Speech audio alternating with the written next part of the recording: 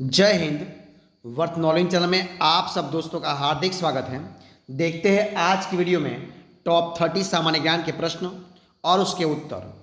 दोस्तों आपको एक ही वीडियो में आज एक साथ सारे प्रश्न मिलने वाले हैं, यानी कि आपको इतिहास, भूगोल, इकोनॉमिक्स, संविधान के प्रश्न, विज्ञान, टेक्नोलॉजी, स्पॉट, सामान्य ज्ञान, सारे प्रश्न आपको एक ही साथ मिलने वाले हैं। यानी कि आपकी आने वाली चाहे कोई भी कॉम्पिटिटिव एग्जाम हो, इसके लिए ये वीडियो आपको बहुत यूजफुल होने वाला है। तो आप इस वीडियो को अंत तक जरूर देखना। जो हमारा आज का वीडियो है वो पार्ट है, भाग नंबर है 72 नंबर का। तो स्टार्ट करते हैं आज की वीडियो का। सवाल नंबर 1 आपके सामने देखिए, ये रहा। क्या सवाल है? सवाल है कि सल्तनत वंश की विशालतम स्थायी सेना जिसका भुगतान सीधा राज्य द्वारा किया जाता था, वो किसने बनाई थी? तो दोस्तों वो बनाई थी अलाउद्दीन खिलजी ने। किसने बनाई थी? अलाउद्दीन खिलजी ने बनाई थी। अगला सवाल, मलिक काफूर, क्या नाम है? मलिक काफूर किसका जनरल था? तो मलिक काफूर अलाउद्दीन खिलजी का, किसका? अलाउद्दीन खिलजी का जनरल था। अगला सवाल, मदुरई तक, कौन सा? मदुरई तक सफलतापूर्वक बढ़ने वाला दिल्ली का जनरल कौन था? तो मदुरई तक सफलतापूर्वक बढ़ने वाला दिल्ली का जनरल था मलिक काफूर। कौन था? मलिक काफूर था। अगला सवाल, दक्षिण विजय करने का मिशन अलाउद्दीन खिलजी ने किसे सौंपा था? तो दक्षिण विजय करने का मिशन अलाउद्दीन खिलजी ने सौंपा था मलिक काफूर को। किसको सौंपा था? मलिक काफूर को सौंपा था। बाजार विनिमयन, क्या है? बाजार विनियमन प्रणाली किसके द्वारा आरंभ की गई थी? तो बाजार विनियमन प्रणाली अलाउद्दीन खिलजी द्वारा, किसके द्वारा? अलाउद्दीन खिलजी द्वारा आरंभ की गई थी। अगला सवाल, वह सुल्तान कौन था? वह सुल्तान कौन था जिसने खलीफा के अधिकार को मानने से इनकार कर दिया था? तो वह सुल्तान था अलाउद्दीन खिलजी। वह सुल्तान था अलाउद्दीन खिलजी जिसने खलीफा के अधिकार को मानने से इनकार कर दिया था। अगला सवाल, किस कारण से मोहम्मद बिन तुगलक असफल व्यक्ति था? तो वो कारण क्या था? तो वह व्यवहारिक राजनेता नहीं था।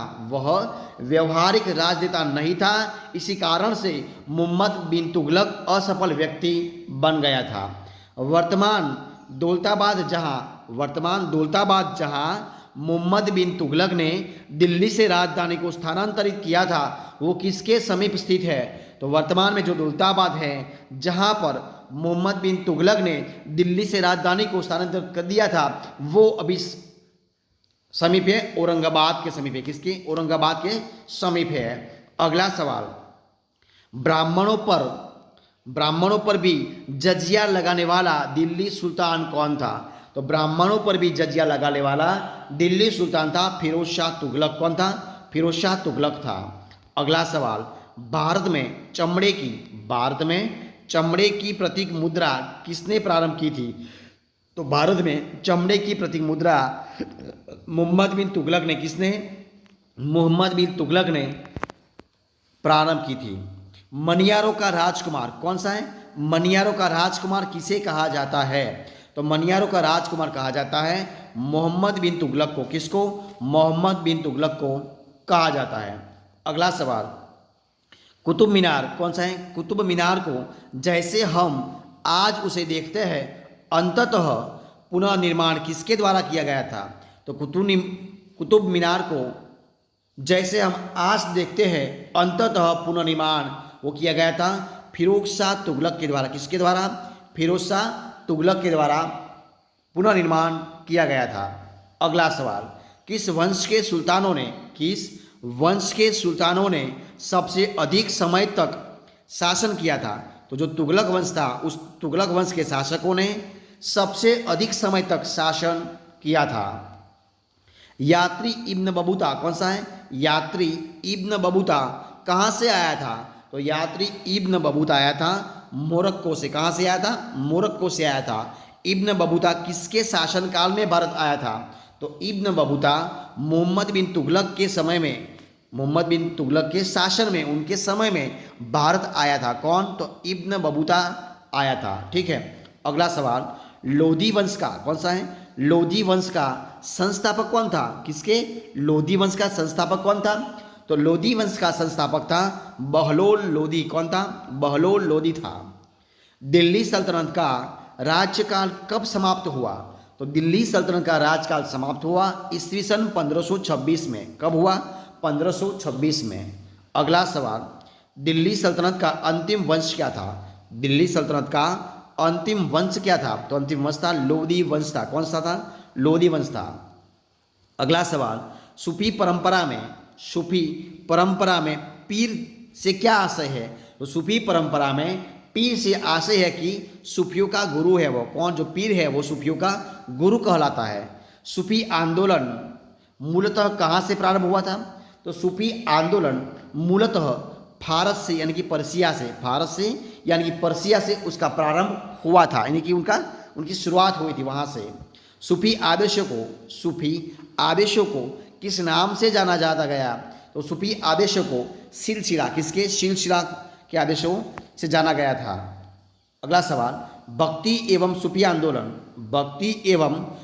आंदोलन के संतों का किसमें योगदान था? तो भक्ति एवं सूफी आंदोलन के संतों का धार्मिक सद्भाव में, किसमें? धार्मिक सद्भाव में योगदान था। अगला सवाल, भक्ति प्रचारक शंकरदेव ने प्रादेशिक भाषाओं में किसका उपयोग करके उसे लोकप्रिय बनाया था? तो भक्ति प्रचारक शंकरदेव ने प्रादेशिक भाषाओं में असमिया भाषा, कौन सी भाषा? असमिया भाषा का उपयोग करके उसे लोकप्रिय बनाया था। अगला सवाल, शिवाजी के समसामयिक मराठा संत का नाम क्या था? तो शिवाजी के समसामयिक मराठा संत का नाम था संत तुकाराम। क्या नाम था? संत तुकाराम उसका नाम था। एनालेक्टस किसका पवित्र ग्रंथ है? एनालेक्टस तो वो ग्रंथ है कन्फ्यूशियसवाद का, यानी कि कन्फ्यूशियन धर्म का। एनालेक्टस जो एक पवित्र धर्म ग्रंथ है वो है कन्फ्यूशियसवाद का पवित्र ग्रंथ है, यानी कि कन्फ्यूशियन धर्म का पवित्र ग्रंथ है। अगला सवाल, विजयनगर राज्य की स्थापना किसने की थी? तो विजयनगर राज्य की जो स्थापना है वो की थी संगम वंश ने। किसने की थी? संगम वंश ने की थी। अगला सवाल, विजयनगर के शासकों ने किसको प्रोत्साहित किया था? तो विजयनगर के शासकों ने तमिल, तेलुगु और संस्कृत को, विजयनगर के शासकों ने किसको? तो तमिल, तेलुगु और संस्कृत को प्रोत्साहित किया था। अगला सवाल, गोवा में महत्वपूर्ण किले को बहमनियों से छीनने वाला प्रथम विजयनगर शासक कौन था? तो गोवा के अंदर यानी कि गोवा में महत्वपूर्ण किले को बहमनियों से छीनने वाला प्रथम विजयनगर शासक था हरिहर टू। कौन था? हरिहर द्वितीय, यानी कि हरिहर टू। अगला सवाल, ईस्वी सन 1420 में विजयनगर साम्राज्य में आने वाले इटली के यात्री का नाम क्या था? तो ईस्वी सन 1420 में विजयनगर साम्राज्य में आने वाले इटली के यात्री का नाम था निकोलो डी कॉन्टी। कौन था नाम? निकोलो डी कॉन्टी उनका नाम था। और इसी वीडियो का लास्ट सवाल दोस्तों देखिए क्या सवाल है आपके सामने।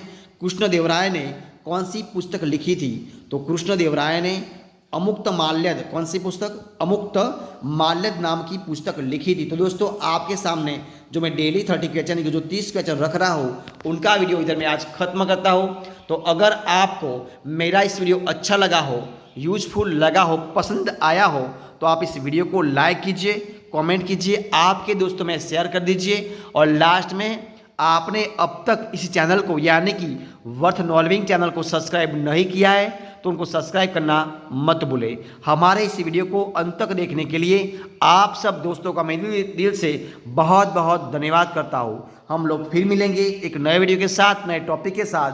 तब तक बने रहें, खुश रहें। जय हिंद, जय भारत, बेस्ट ऑफ लक।